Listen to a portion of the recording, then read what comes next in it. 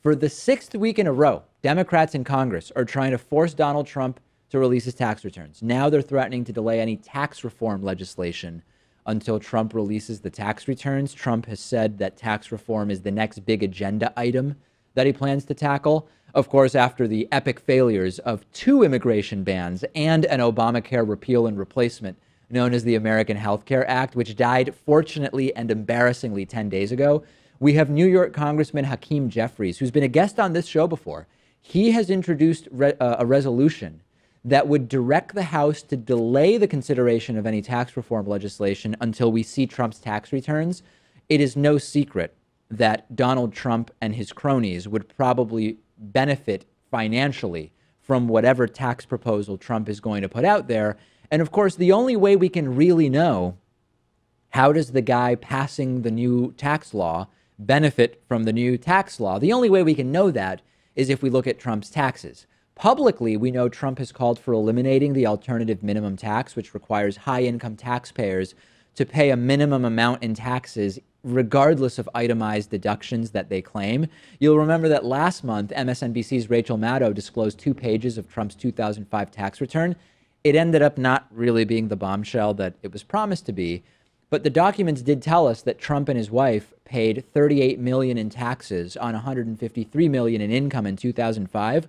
Most of that was an alternative minimum tax, and more than likely, Pat, whatever reforms Trump wants would drastically reduce his personal tax liability. But we don't know for sure because we don't see the taxes. I'm concerned that Rachel Maddow sending out those 2005 tax returns and also his 1995 tax returns being public will allow him to argue, well, people have seen my tax returns at this point, and there was obviously nothing to hide from that, even though we got to see a lot more. The 2005 2 pages of the 1040 form tells us basically nothing about the specific conflicts that Donald Trump may have. And I want to directly ask Trump supporters, what's the big deal with Trump disclosing his taxes? I mean, if it's really no big deal that he not disclose them, why is it a big deal that he disclosed them? 74% of Americans want to see them, according to a recent Gallup poll. Presidents for the last 40 years have released their tax returns. And again, if your answer is it's not important that he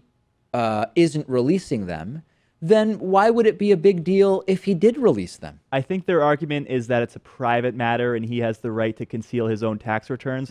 The problem with that is he's president of the United States. He's not just a public servant. He's the top public servant in the whole country. So in a way, he's a public figure. He's an extension of the whole country. In a way, yeah. I mean, what an understatement. I think that it would be a fair rule to say, if you're making tax law, we should see how the tax law impacts you personally, right? I mean, there's this is the person whose taxes we should see. It's like how Congress can't raise their own pay. Any pay increases have to take effect in the next Congress. Oh, right. Yeah, I had forgotten. That's actually a good example. And the congressional pay thing is also relevant with the government shutdown. If you're going to shut down government, then you shouldn't still get paid. And of course, they do still get paid when they shut down government. Yeah, you're not going to be an essential service in our heads.